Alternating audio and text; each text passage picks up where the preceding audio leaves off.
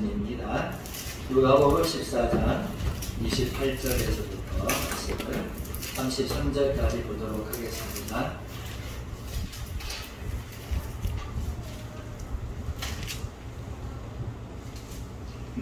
누가복음 14장 28절에서 33절 말씀입니다. 우리 한 절씩 교독하고 33절 말씀 함께 읽겠습니다. 차신자로 우리 한 절씩 교독하겠습니다. 너희 중에 누가 망대를 세우고자 할진대 자기의 가진 것이 준공하기까지에 족할는지 먼저 앉아 그 비용을 계산하지 아니하겠느냐.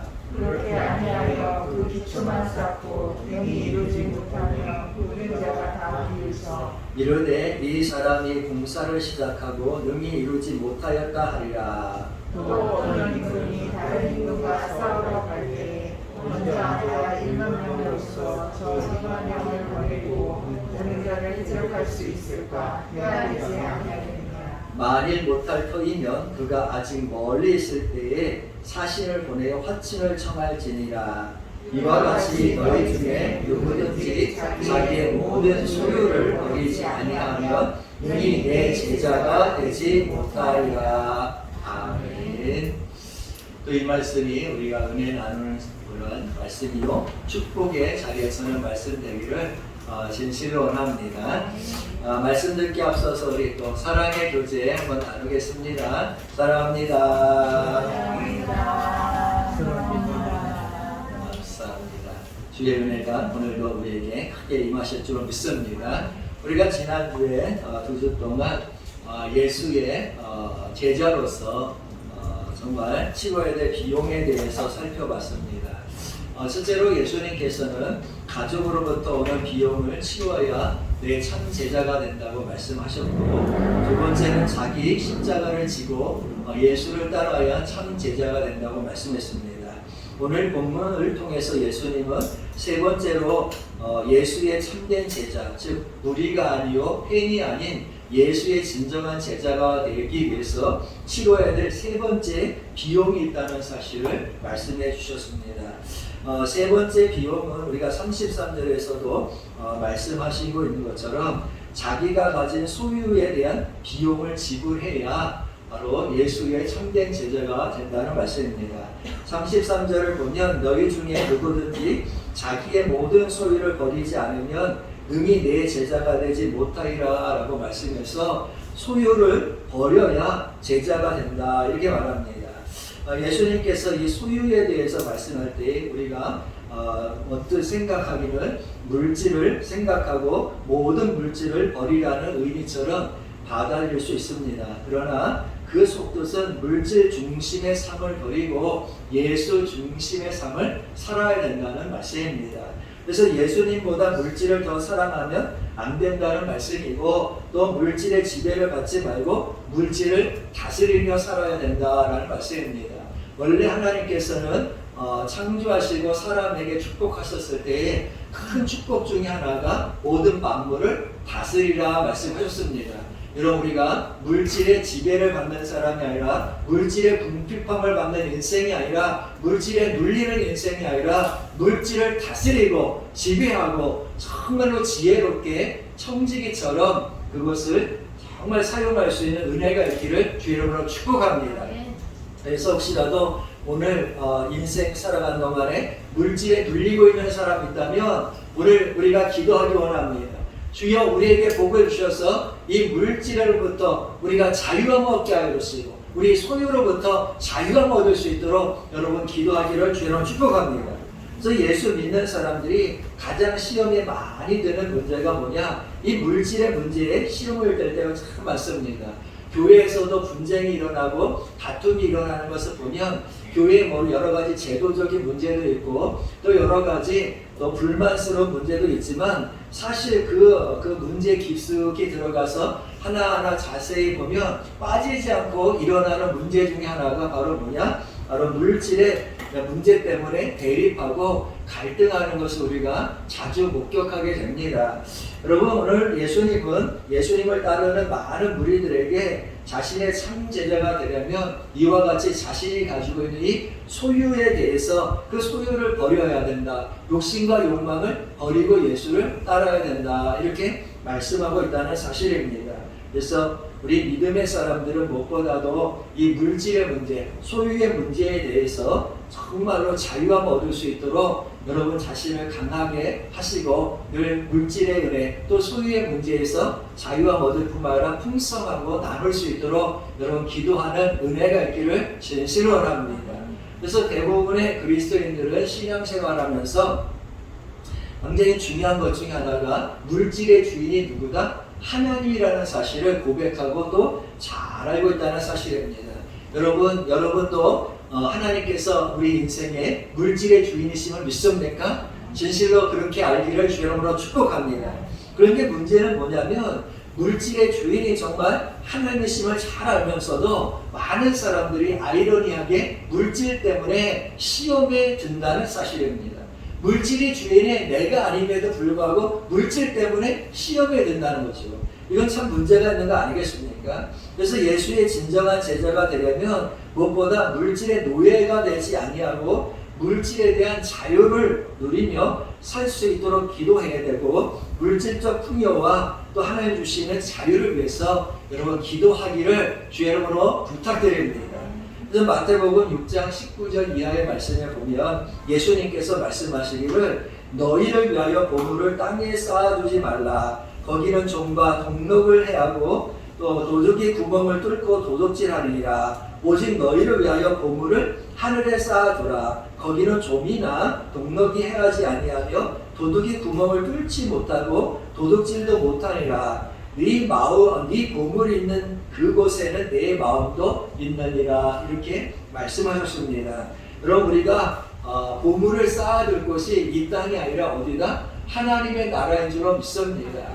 여러분 정말로 보물이 있는 곳에 예수님께서는 네 마음도 있다 말씀하셨습니다. 여러분의 마음에 무엇이 보물인지를 깊이 생각해야 할 줄로 믿습니다. 정말 물질이 보물인 사람은 물질 아래 그 인생에 살 것이고 예수가 보물인 사람이라면 그 예수 중심에서 인생을 살 것이 아니겠습니까? 어찌하든지 중요한 사실은 우리의 보물을 어디에 쌓아두는 것이 중요하냐? 땅에 쌓는 것이 아니라 하늘에 쌓는 것이 진정한 가치라는 사실을 말씀하시는 겁니다. 여러분 누가복음 19장을 보면 예수님께서 여리고성에 들어가실 때 그곳에서 세리장이었던 삭개오를 만나는 이야기가 나옵니다. 그는 아주 큰 부자였습니다. 그러나 문제는 뭐냐면 그는 큰 부자였지만 사람들은 삭개오를 죄인이라고 비난했고 심지어 저주까지 했다는 사실입니다.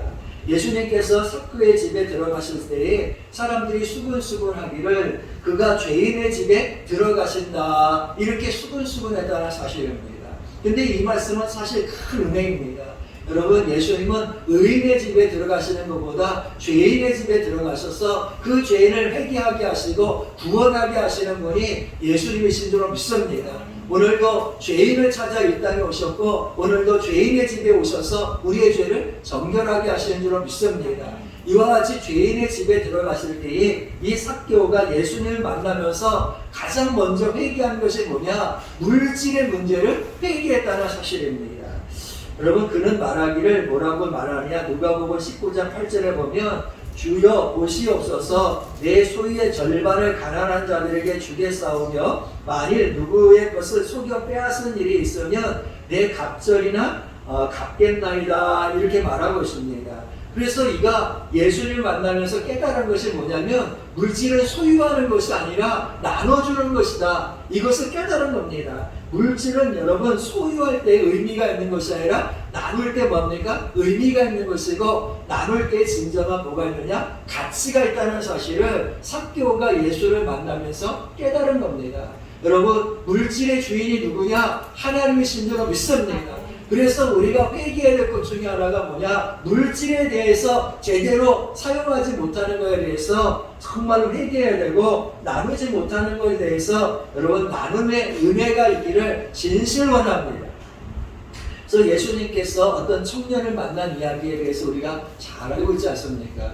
이 청년을 와서 예수님께 어떻게 하면 내가 구원을 얻을 수 있느냐 이렇게 부자 청년이 질문하지 않습니까? 그때 예수님께서 뭐라고 말씀하셨냐? 내게 아직도 한 가지 부족한 것이 있으니 가서 내게 있는 것을 다 팔아 가난한 자들에게 주라. 그리하면 하늘에서 보화가 내게 있으리라. 그리고 와서 나를 따르라. 이렇게 말했습니다.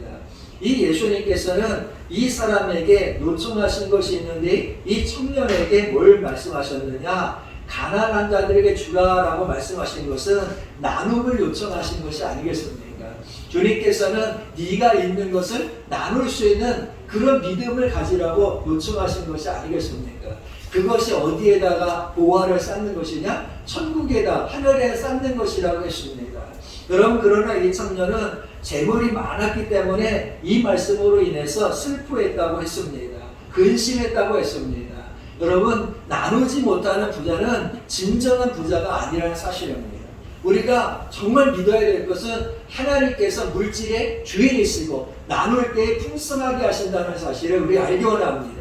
그래서 우리가 잘 아는 말씀 중에 주라 그러면 어떻게 된다? 흔들어 누르고 넘치도록 하나님께서 채워주시라고 약속하지 않습니까?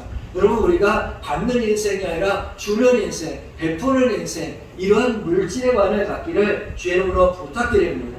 그래서 이 청년이 떠난 후에 제자를 향해서 예수님께서 뭐라고 하셨냐? 재물이 있는 자는 하나님의 나라에 들어가기가 심히 어렵도다 이렇게 말씀하시면서 하나님의 나라에 들어가기가 얼마나 어려운지 낙타가 바늘기로 나아가는 것이 부자가 하나님의 나라에 들어가는 것보다 쉬우니라 이렇게 이어서 말씀하셨다는 사실입니다.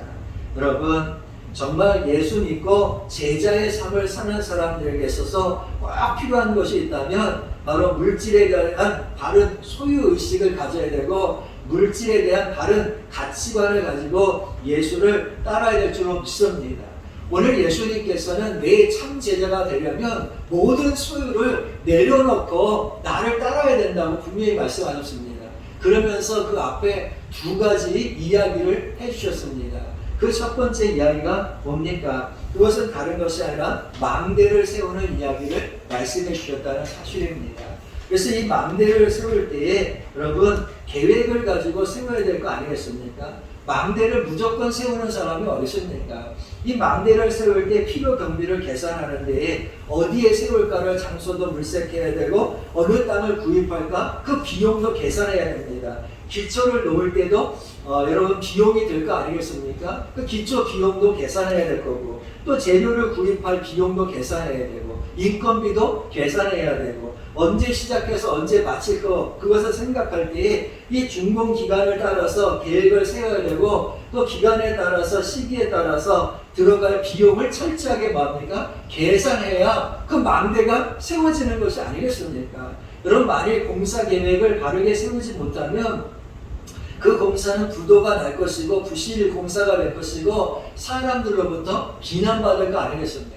가끔 가다가 강원도 같은 데 이렇게 가다 보면은 정말로 흉측한 물건들을 자주자주 보게 되지 않습니까?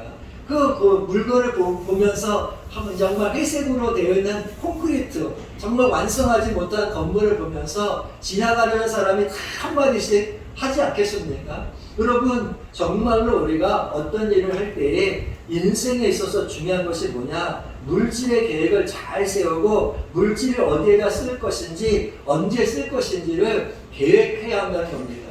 그래서 예수님께서 오늘 이것을 네가 가지고 있는 소유를 정말로 오늘 이 말씀에 있는 것처럼 소유를 버리지 아니하면 능히 내 제자가 되지 못하리라 이 말씀에 첫 번째 예가 다른 것보다 여러분 정말 여러분의 인생의 망대나 삶의 망대를 세울 때에 그 소유를 잘 다스리는 지혜가 있기를 주님 부탁드립니다.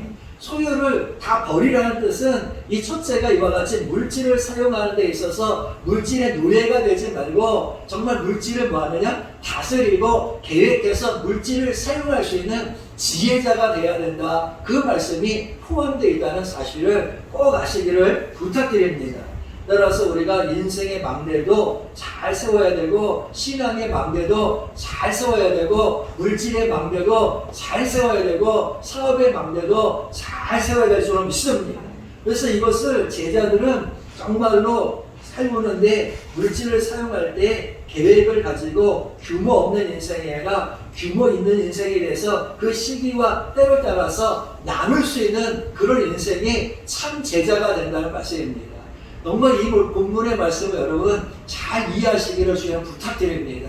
그래서 모든 소유를 내려놓고 할 때 이 내려놓다는 것은 자기 소유가 아니라 누구의 것이다? 하나님의 것이라는 것을 인정하는 것을 말씀하시는 겁니다. 그래서 하나님의 것이니까 우리가 이 물질을 쓸 때 어떻게 해야 돼요? 계획을 가지고 사용해야 돼요. 귀하게 사용해야 돼요. 청지기로서 여러분 정말로 물질에 대한 확고한 하나님이 주신 은혜에 대한 신념을 가지고 예비하고 준비하고 물질을 다스리면서 사용하는 지혜와 총명함이 있기를 주의로 축복합니다. 그래서 빌립보서 4장 19절 말씀 보면 나의 하나님이 그리스도 예수 안에서 영광 가운데 그 풍성한 대로 너희 모든 쓸 것을 채우시리라 이렇게 말했습니다.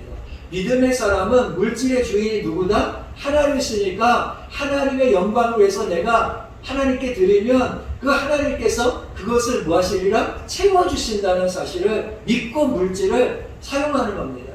더 나아가서 마태복음 6장 31절 이하의 말씀 보면 그러므로 염려하여 이르기를 무엇을 먹을까 무엇을 마실까 무엇을 입을까 하지 말라 이는 다 이방인들이 구하는 것이라 너희 하늘 아버지께서 이 모든 것이 너희에게 있어야 할 줄을 아시느니라. 아멘. 여러분 하나님은 우리가 있어야 될 것을 모르시는 분이 아니에요. 아시는 분인 줄 믿습니다. 그러므로 물질에 대해서 염려하지 마시고 정말 하나님은 내게 필요한 것을 풍성히 채우시고 아신다는 걸 정말로 믿는다면 여러분이 갖고 있는 그 물질을 가지고 하나님의 영광을 위해서 사용하기를 주님 부탁드립니다.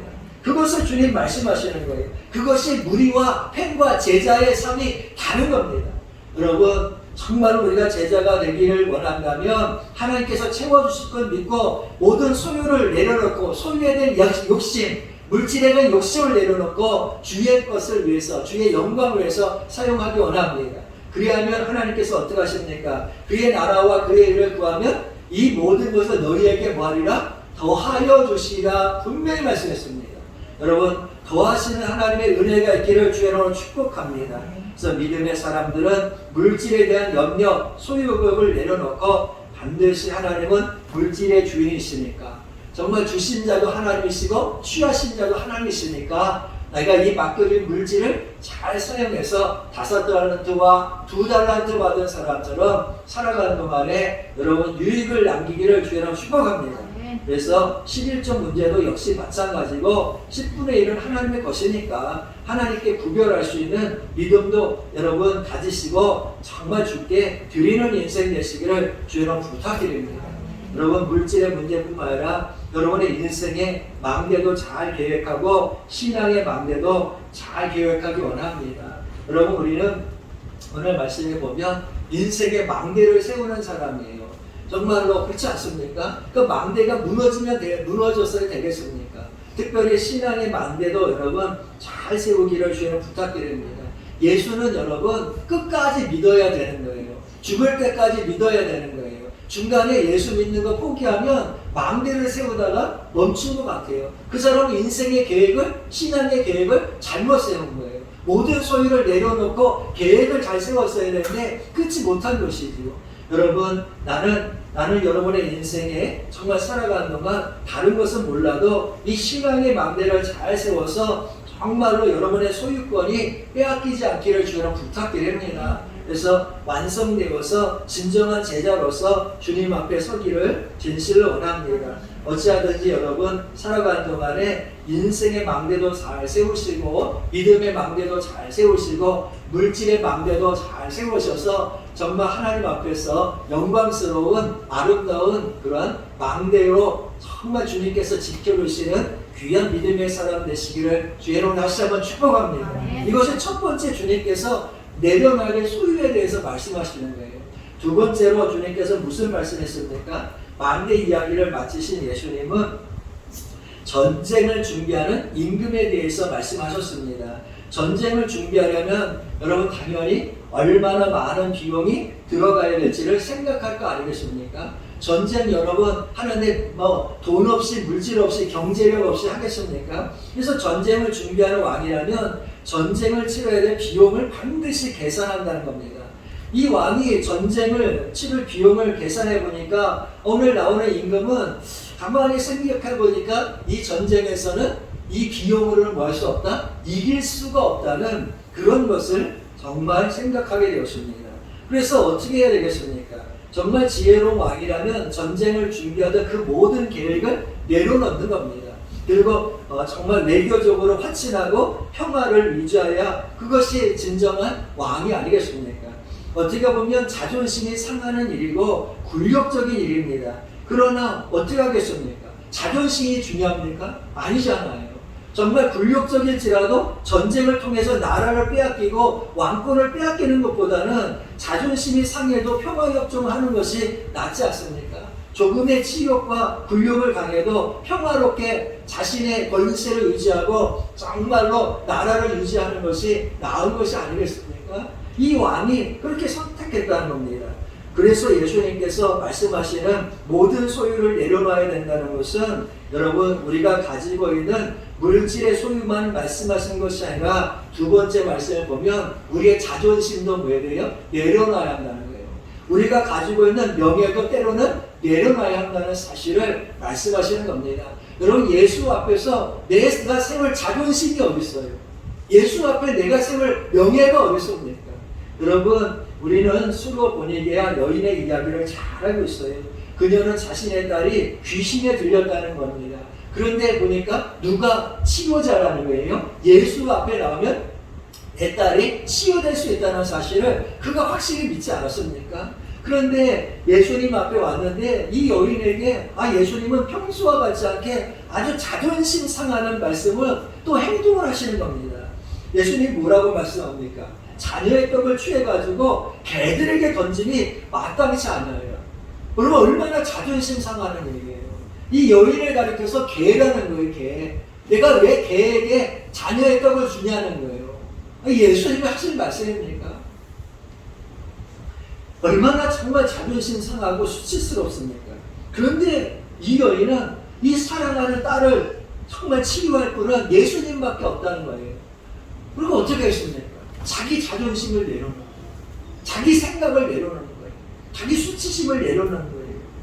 그리고 그는 뭐라고 말합니까? 그녀는 말하기를 주여 올소이다마는 상 아래 개들도 아이들이 먹던 부스러기를 먹나이다. 주여 나에게 부스러기라도 주십시오. 이렇게 고백하지 않습니까? 그러니까 이 딸을 위해서 헌신하는 이 어머니의 그 믿음을 보면서 예수님이 얼마나 감동하셨는지 여자여 네 믿음이 크도다 내 소원대로 되리라. 할렐루야. 이 여인이 자존심을 세웠으면 소원대로 됐겠어요? 안 됐다는 얘기입니다. 여러분 예수 앞에서 자존심을 세울 게 없다니까요. 얼마나 많은 사람들이 자기가 옛날에 뭐 했는데 누구였는데 하면서 자존심을 세우다가 구원에 이르지 못하는 사람이 얼마나 많은지 몰라요. 예수의 제자가 되려면 자존심을 내려놔야 된다니까요. 자신의 가지고 있는 명예도 내려놔야 된다니까요. 그래야 제자가 될 거 아닙니까? 예수보다 큰 것이 어디 있어요? 그럼 바울은 빌립보서 3장 7절 이하에서 이런 말씀합니다. 그러나 무엇이든지 내게 유익하던 것을 내가 그리스도를 위하여 다 해로 여길 뿐더러 또한 모든 것을 해로 여김은 내 주 그리스도 예수를 아는 지식이 가장 고상하기 때문이라. 내가 그를 위하여 모든 것을 잃어버리고 배설물로 여김은 그리스도를 얻고 그 안에서 발견되려 함이니 내가 가진 의는 율법에서 난 것이 아니요 오직 그리스도를 믿음으로 말미암은 것이니 곧 믿음으로 하나님께로부터 난 의라. 이렇게 말합니다. 여러분 예수라는 생명 그 보화를 얻기 위해서 사도 바울은 자신이 가지고 있었던 모든 걸 내려놨다는 거예요. 율법학자라는 지식도 내려놨어요. 바리새인이라는 명예도 내려놨어요. 베냐민 지파이라는 그 위대한 정말로 왕족의 후손 자존감도 내려놨다는 겁니다. 그는 일생 동안 배웠던 학문도 내려놓고 로마 시민권자라는 권리도 내려놨습니다. 그렇게 정말 예수를 따르기로 결심하는 순간 그는 자신이 가지고 있는 모든 소유를 내려놓은 거예요. 물질만 소유가 아니에요. 우리가 가지고 있는 자존심 이런 것들도 다 소유인데 이런 걸 내려놓지 않으면 참 제자가 될 수 없다는 말씀입니다. 여러분 이 자리에 있는 여러분은 다 자존심도 내려놓고 정말 우리 자신이 예수 앞에 아무것도 아님을 깨달은 사람인 줄 믿습니다. 그래서 제자가 되는 거 아니에요. 그래야 예수의 제자가 되는 거 아니겠습니까? 여러분, 세상의 명예가 예수 앞에 무슨 의미가 있어요? 세상에 주는 그런 위대한 정말 존귀가 예수 앞에 무슨 의미가 있겠습니까?